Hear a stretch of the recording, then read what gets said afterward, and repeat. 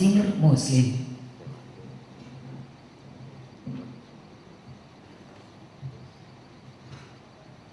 Warahmatullahi wabarakatuh. Salam sejahtera bagi kita semua. Yang kami hormati Bapak Menteri beserta rombongan, Bapak Gubernur yang diwakili oleh Bapak Sekda, yang kami hormati Bapak-Bapak Musbida, Prof. Sumatera Barat, yang kami hormati Bapak Kota, Bupati, Sesumbar atau mewakili, yang kami hormati hadirin hadirat yang dengan rahmat yang kita dapat berikan kekuatan dan kesehatan sehingga kita dapat berkumpul di ruangan ini.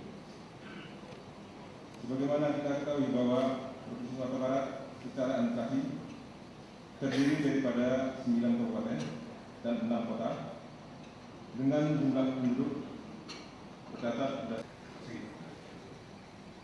dari jumlah penduduk 4.241.605 orang tersebut bukan angkatan kerja. Dari jumlah angkatan kerja tersebut 1.779 orang, 1.007 orang yang bekerja, sehingga jumlah pengangguran tahun 2000 adalah sebanyak 89.284 orang atau tingkat pengangguran sebesar 4,78%. Jumlah angkatan kerja 1.992.977 orang. Dinas Tenaga Kerja dan Transmigrasi merupakan integrasi dari ex-Kanwil Ketnaker, Prof. Sumatera Barat dan ex-Kanwil melalui program-program pembangunan di sektor ketenagakerjaan dan ketransmigrasian khusus perdagangan Padang atau BLKKP, Balai Latihan Kerja atau BLK Padang Panjang dan Balai Latihan Kerja Payakumbuh dan oleh APBN dan APBD. Pada tahun 2003 melalui dana APBN ditargetkan sebanyak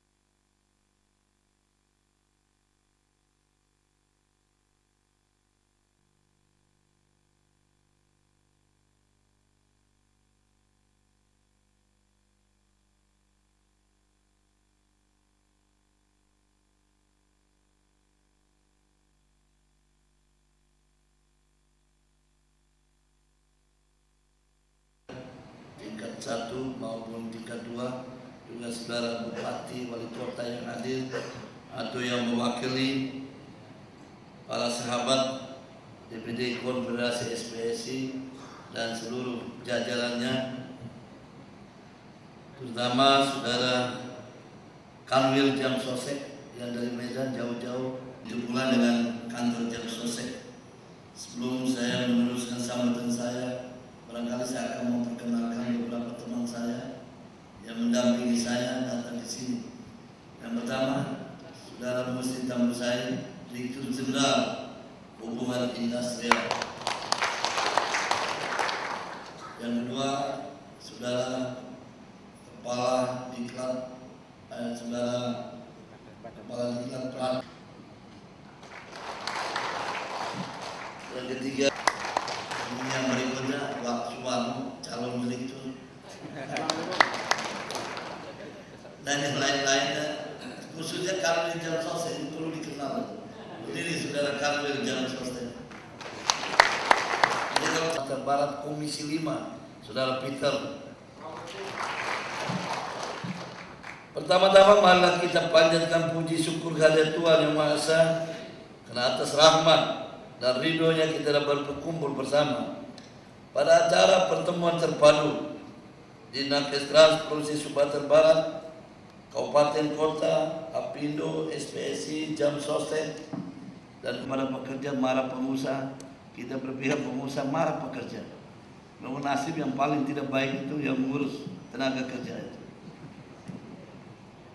Sebagai kita pahami bersama, perubahan tatanan masyarakat dunia semakin cepat dan memiliki pengaruh sangat kuat terhadap berbagai kehidupan setiap lapisan masyarakat, sehingga mendorong setiap komponen masyarakat untuk sadar akan tantangan yang semakin berat yang harus dihadapi.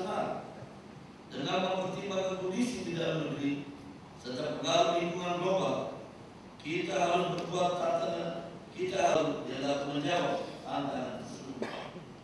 Untuk menyikapi tantangan tersebut, pemerintah berupaya untuk menyempurnakan undang-undang kerja dalam rangka meletakkan dasar bagi penata bagaimana hubungan industrial kita, bagaimana hubungan industrial yang harmonis, dinamis, dan berkeadilan tidak dapat terwujud tanpa adanya kepastian hukum yang selama ini selalu menjadi keluhan semua pihak yang terlibat dalam hubungan industri, terutama pelaku proses produksi barang dan jasa. Ada salah satu yang ikut saya lupa perkenalkan karena tidak terlalu tinggi jadi susah, yaitu Sekjen DPP Konfederasi SPSI yang juga komisaris PT Jam Sostek. Ini saudara Syukur Sarto yang calon dirut Jam Sostek. Saudara-saudara sekalian, yang konsep yang di dalamnya terdapat 3 unsur yang meliputi pekerja, pengusaha, pemerintah, diharapkan dapat mempertemukan kepentingan masing-masing, sehingga proses produksi barang dan jasa dapat berjalan sesuai dengan kepentingan para pihak. Dalam mengalami pasang surut, seirama dengan perubahan tatanan masyarakat atau pemaksaan kehendak kepada pihak lain, serta berdampak menjadi konflik kepentingan dan selanjutnya berkembang menjadi perselisihan atau bentuk antagonistis lainnya. Berdasarkan pandangan demikian, maka harmoni hubungan industri pada dasarnya menyangkut kemampuan mempertemukan nilai-nilai yang berkembang, yaitu nilai-nilai reformasi yang bernuansa pada prinsip kebebasan, keadilan, dan HAM, dengan nilai-nilai hubungan industri yang berdasarkan Pancasila telah ada sebelumnya serta bernuansa pada jati diri bangsa Indonesia. Setiap bekerja tanpa adanya campur tangan dari pengusaha, pemerintah maupun pihak lainnya secara mandiri, demokratis, dan bertanggung jawab. Dapat dari single union menjadi multi union dan telah tercatat sebanyak 70 kerja dapat terangkat harkat dan martabatnya sebagai mitra pengusaha guna peningkatan kualitas hubungan industri, sehingga terwujudnya kesejahteraan yang lebih baik dari waktu ke waktu. Secara makro, peran data hubungan industri tengah menjalani perubahan secara total, sedangkan secara mikro, intensitas perubahan yang tergantung bagaimana menciptakan kepercayaan dan dalam mengimplementasikan berbagai perubahan tersebut mengacu pada prinsip-prinsip yang telah diatur dalam peraturan perundangan. Lebih lanjut, untuk mewujudkan tercapainya semua pihak, pekerja, pengusaha maupun pemerintah, maka pelaksanaan hubungan industri juga harus sesuai dengan ketentuan peraturan perundangan, di samping berdasarkan kesepakatan kerja bersama atau hal-hal yang bersifat normatif. Dengan demikian diperkirakan konflik hubungan industrial, khususnya serikat pekerja, serikat buruh, akan diwarnai dengan perubahan peran, fungsi, dan sosialisasi undang-undang ketenagakerjaan ini kepada organisasi pekerja, organisasi pengusaha, serta instansi pemerintah dan masyarakat industri pada umumnya, guna memahami serta diharapkan dapat memberikan kontribusi positif terhadap perkembangan dunia ketenagakerjaan sehingga dapat meningkatkan pertumbuhan ekonomi nasional. Sebagai tindak lanjut, pemerintah telah dan akan terus menjalankan komitmennya untuk melakukan perbaikan-perbaikan di bidang ketenagakerjaan dan hubungan industri. Prioritas pemecahan masalah yang dicanangkan pemerintah tersebut pada dan diperluas sehingga pelaksanaan fungsi ketenagakerjaan dan ketransmigrasian di daerah provinsi Sumatera Barat ini maupun kabupaten kota dapat dilaksanakan sebaik-baiknya sesuai dengan makna otonomi daerah, bukanlah terpisahnya pemerintah pusat dengan pemerintah daerah. Makna otonomi daerah adalah desentralisasi tugas, fungsi dan kewenangan untuk mendekatkan pelayanan sesuai dengan kebutuhan masyarakat setempat. Oleh karena itu tetap masih ada garis benang merah antara pemerintah pusat dengan pemerintah daerah provinsi atau kabupaten kota. Saat ini pelayanan ketenagakerjaan dan ketransmigrasian di daerah-daerah dirasakan masih belum optimal. Hal tersebut antara lain disebabkan karena masalah kelembagaan dan personil. Penataan kelembagaan ketenagakerjaan dan ketransmigrasian di tingkat provinsi atau kabupaten kota belum sepenuhnya mengacu pada kebutuhan dan beban kerja yang dihadapi. Demikian pula penataan personilnya juga belum optimal berdasar kompetensi. Oleh karena itu, Demnaker Trans akan berusaha keras untuk membantu dan memfasilitasi pemerintah daerah agar konsolidasi kelembagaan dan personil tersebut dapat segera diselesaikan. Semakin lama semakin sulit dan berat. Banyak hal yang menyebabkan. Penyebab yang pertama, saya minta maaf kalau saya akan kata apa adanya, karena saya selalu mengatakan katakan itu sejujurnya, jangan ada dusta di antara kita. Saya mau sampaikan apa adanya. Banyak teman-teman di daerah, mudah-mudahan di Sumatera Barat itu tidak. Kemarin dinas-dinas pejabatnya terserah daerah, suka-suka teman-teman di daerah. Tetapi yang saya ingin katakan pada sore hari ini dan sering saya katakan di berbagai provinsi, kabupaten, kota, yang pertama adalah pengawas. Permasalahan ketenagakerjaan akibat lemahnya pengawas. Permasalahan ketenagakerjaan karena akibat jumlah pengawas yang sangat sedikit. Apalagi pengawas itu dialihfungsikan. Mereka pindah ke tempat lain. Udah jumlahnya sedikit, dipindah ke tempat lain. Orang yang tidak paham masalah ketenagakerjaan menjadi pengawas, dia celaka.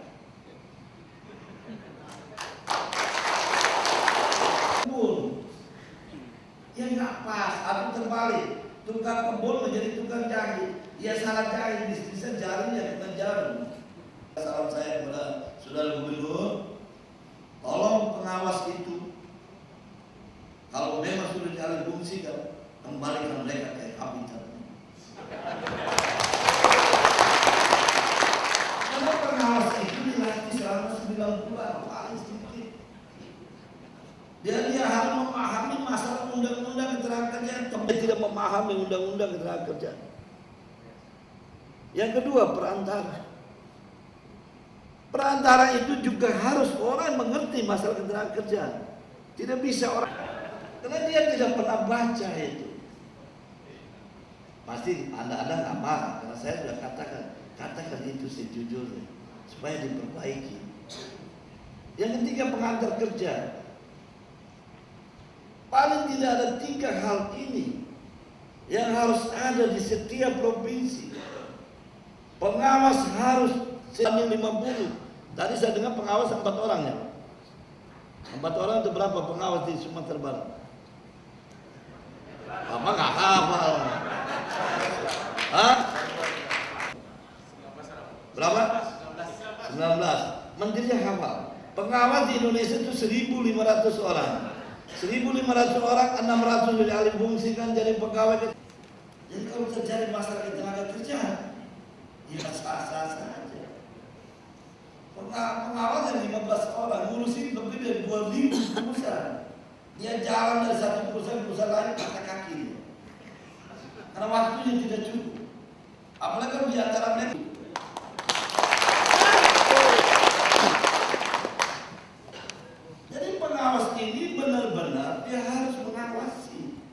Hak normatif di sini sudah ada laksanakan atau belum? Hei perusahaan, undang-undang kau laksanakan belum?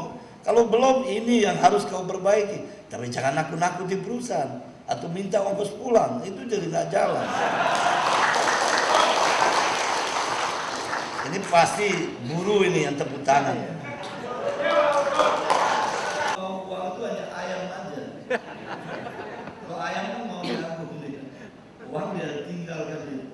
Ada pemerintah untuk melakukan pengawasan secara efektif, efisien, supaya betul-betul melaksanakan ketentuan undang-undang itu berjalan sebagaimana apa adanya. Kalau pengawas itu yang berfungsi dengan baik, pasti masalah ketenaga kerja tidak mungkin timbul. Oleh karena itu kepada saudara Sekbida, mari kita kerjasama, kita latih itu PNS untuk bisa menjadi pengawas. Paling tidak 4 bulan, saya kurangi itu. Nggak usah lama-lama, 4 bulan aja cukup. Tapi mereka mesti belajar. Dia harus paham, jangan lebih pintar burunya daripada pengawas ya, cilaka kita. Repot itu. Jadi dengan pengawas harus ditekan lagi. 1 orang pengawas, maksimal 25 perusahaan yang dia awasi. Tiap hari kalau perlu dari perusahaan satu ke perusahaan lain dia datangi.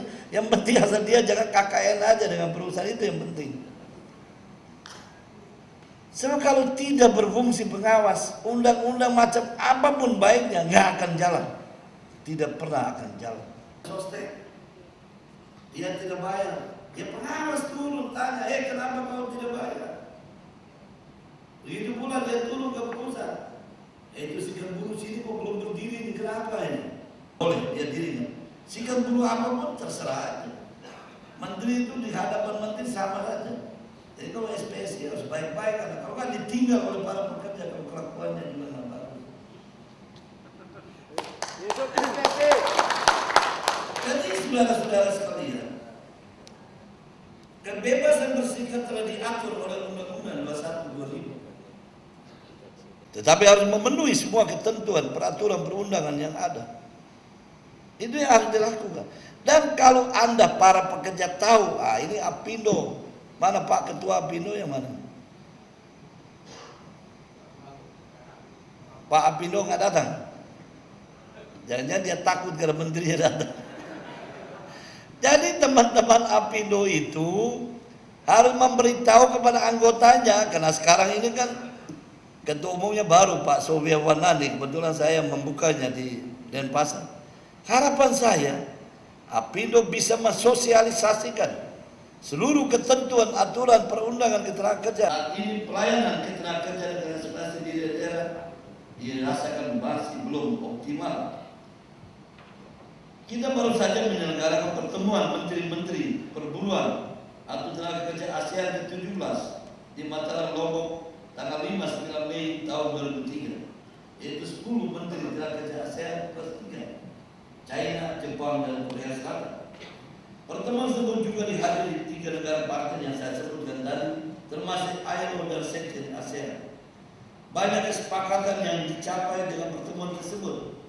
Di antaranya kesepakatan di bidang hubungan internasional, jaminan sosial, keselamatan dan kesehatan kerja, sektor informal, pelatihan dan produktivitas, sistem pengakuan sejalan dengan kesepakatan lain di tingkat APEC, WTO, ILO, serta kesepakatan lain dalam rangka kerjasama internasional, baik multilateral maupun bilateral. Hal ini berarti tantangan kita bukan saja mengatasi masalah pasar kerja dalam negeri, tapi juga masalah pasar kerja luar negeri. Kedua-duanya harus ditangani secara seimbang dan terpadu.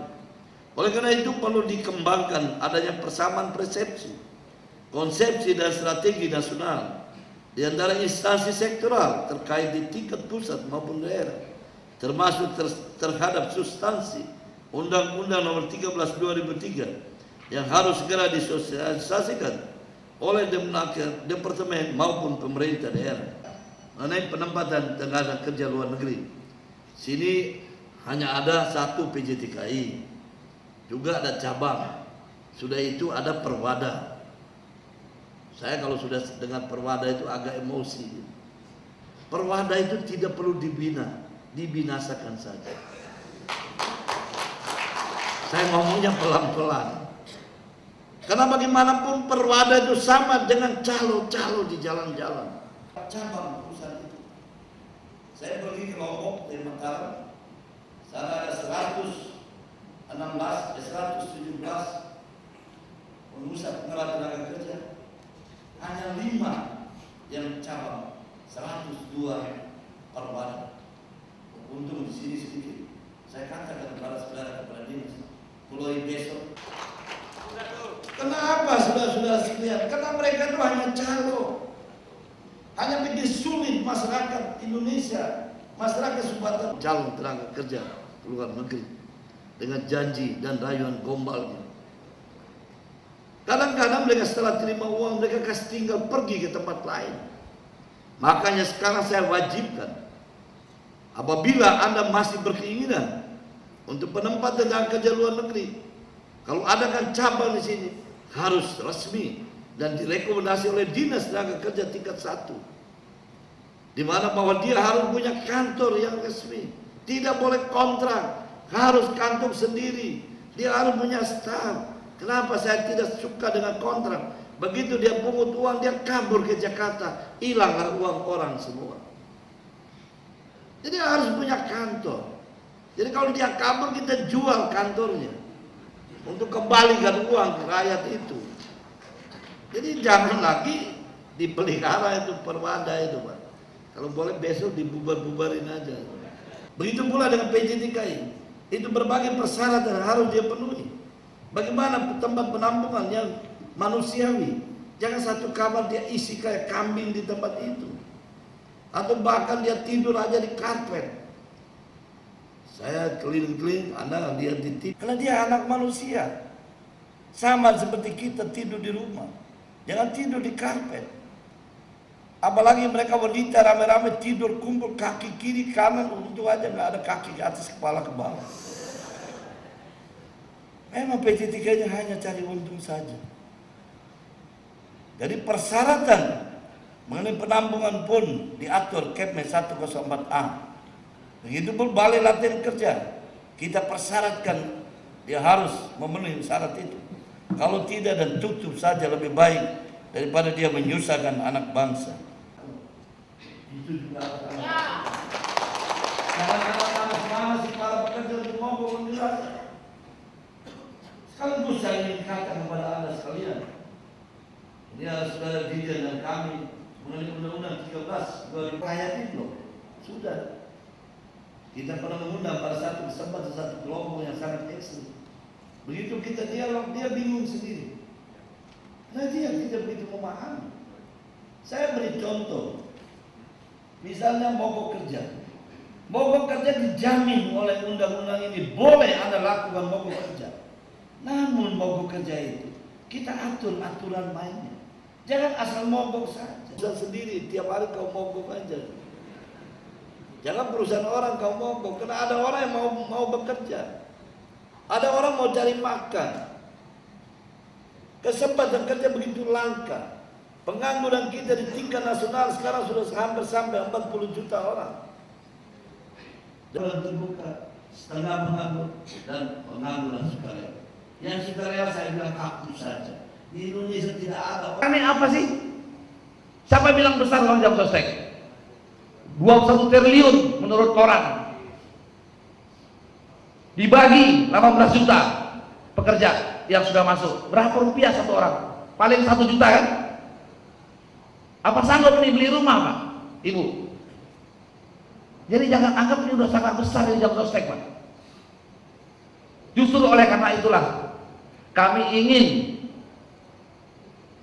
menyampaikan beberapa pemikiran kepada Bapak Ibu sekalian. Mungkin Bapak Ibu sekalian juga menyampaikan pemikiran kepada kami. Mungkin namanya iuran kematian itu dihapus saja 0,3% itu. Cukup yang 10% saja sudah tergabung di semua untuk kematian. Nggak usah lagi ada 0,3% untuk jaminan kematian. Kemudian jaminan pemeliharaan kesehatan.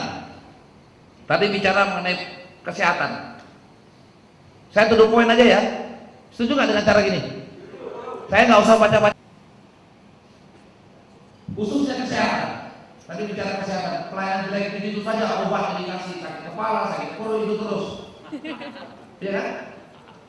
Bapak tahu nggak berapa rupiah itu biayanya? 3% untuk yang pajak itu 6% dari yang keluarga. Berapa rupiah itu per kepala? Untuk 5 kepala. 5 kepala. Anak 3, 2 suami istri. 30.000. Besar atau kecil nih Pak? Gak ini jujur aja saya, kalau besar atau kecil nih 30.000 ini? Kecil kan? Justru itu. Karena penata laksanaan rumah tangga, saya menganggap itu sektor informal. Tahu kan penata laksanaan rumah tangga? Tahu nggak? Mbak mereka, oh siapa? Pembantu rumah tangga. Yang penting mereka jangan menata bapak-bapak di rumah, itu yang penting. Jadi diajar mentalnya baik. Jadi mereka tidak boleh ditempatkan kalau ke Asia Pasifik, tidak boleh ditempatkan ke Timur Tengah. Karena beda. Kulturnya beda, segala macam suasananya beda. Tapi kalau ditempatkan di luar Malaysia, misalnya ke Singapura misalnya, harus ada laboratorium bahasa Inggris. Wajib ada laboratorium bahasa Inggris. Kalau ke Taiwan, wajib laboratorium bahasa Mandarin. Kalau ke Hong Kong, wajib laboratorium bahasa Kantonis. Nah, kita berikan ada kendali alokasi jumlahnya. Jumlah kendali alokasi yang kita berikan itu pertama berdasarkan penampungan. Berapa sih penampungan di situ? Kalau dia hanya ada 20 ya 20. Jadi kuncinya itu adalah di laboratorium bahasa. Itu kuncinya. Kenapa saudara-saudara sekalian? Ini saya perketat betul. Berdasarkan pengamatan saya sejak saya masih di DPR maupun sudah jadi menteri, saya amati betul penyebab utama permasalahan di berbagai negara karena kualitas yang sangat amat rendah. Kualitas yang sangat rendah. Masa orang kerja di Hong Kong pakai bahasa Sumatera Barat, pakai bahasa Padang, orang sana nggak ngerti dia itu. Kalau mau kerja di Arab sana pakai bahasa Jawa, mana tahu tuh Arab di sana bahasa Jawa. Nah, memiliki keterampilan sangat sederhana sebenarnya. Bagaimana dia mengasuh bayi, itu harus ada latihan masak di rumah itu, cara masaknya bagaimana, kompor gas atur bagaimana, harus ada tempat untuk setrika. Karena banyak orang kita di Indonesia ini kan dia tidak perlu setrika, dia cuci air, dia lipat taruh di bawah bantal, besok dipakai lagi. Banyak mas. Apa Timur Tengah sana, jubahnya si Arab itu harganya 3-5 juta. Karena nggak begitu ngerti, dia main tempel, bolong lah jubahnya si Arab. Karena jengkelnya dia tempel lagi ke badannya itu, badannya si penata laksana rumah tangga. Kalau ke Singapura itu ada satu persyaratan yang saya hendaki sekarang ini adalah harus diberikan motivasi ke mereka, beritahu kepada mereka kalau mereka melakukan kaca, jangan dari luar. Karena tentu undang-undang Singapura pun melarang, tidak boleh melakukan kaca dari luar, tidak boleh. Sana ada kesulitan menjemur pakaian karena jemurnya dari jendela-jendela. Bahkan orang kita terjun bebas. 2 tahun terakhir sudah jumlahnya 85 orang Indonesia terjun dari atas. Saya bertemu dengan Menteri Tenaga Kerja Singapura, dia mengatakan bahwa ada yang bunuh diri. Saya bilang tidak. Orang Indonesia tidak punya bakat bunuh diri. Tidak ada. Pasti dia jatuh atau dijatuhkan. Tidak mungkin dia bunuh diri. Sebab utama itu karena jendelanya. Saya sudah naik di rumah-rumah apartemennya Singapura itu. Dia, ini kan ada pipa masuk ke dalam di temboknya itu. Ada bambu untuk jemur. Dia masukkan ke sini. Saya pegang yang tidak ada barang pun udah berat. Apalagi si wanita kecil itu dengan pakaian yang basah dia jemur, taruh di bangku, baru dia harus masukkan ke dalam. Sering-sering mereka karena tingginya kurang, dia pakai bangku. Dia naik di atas bangku tergelincir, udah terjun bebas lah dia ke bawah. Selesailah dia sampai di bawah. Pada sana sampai 29 dilakukan pertemuan terakhir tanggal 13 Mei yang baru lalu. Tutup, nggak usah kirim ke Singapura. Masa kita mau cari uang hanya bawa nyawanya. Balai latihan kerja luar negeri ini perlu Anda miliki, walaupun dia nanti bekerja di ladang-ladang di Malaysia sana. Dia harus belajar bagaimana mencolok itu, ajarkan. Saya kemarin sedih sekali kok orang Indonesia bandelnya bukan di Indonesia sampai ke Kuala Lumpur sana. 350 orang. Sekarang yang masih ditahan 200 orang. Berkelahi hanya soal seorang wanita. Sampai ada satu jadi korban meninggal. Tanggung jawab pertama adalah PJ3I. Dia tanggung jawab pertama. Harus dia bertanggung jawab. Mulai dari rumah sampai kembali di lapangan tas, orangnya pun diperas juga. Jadi tanggung jawab PJ3I. Selain itu juga tanggung jawab perwakilan kita di berbagai negara. Tapi ya, saya bukan bilang capek ngomong sama mereka, tapi sudah berbusa-busa. Undang-undang mengatakan perwakilan Indonesia melindungi warga negara Indonesia di berbagai negara di mana dia menjadi wakil kita. Seandainya itu difungsikan. Nanti saya umumkan. Nanti saya kasih alamat. Oh, di Sumatera Barat itu, di Padang ada sekian, di mana lagi ada sekian.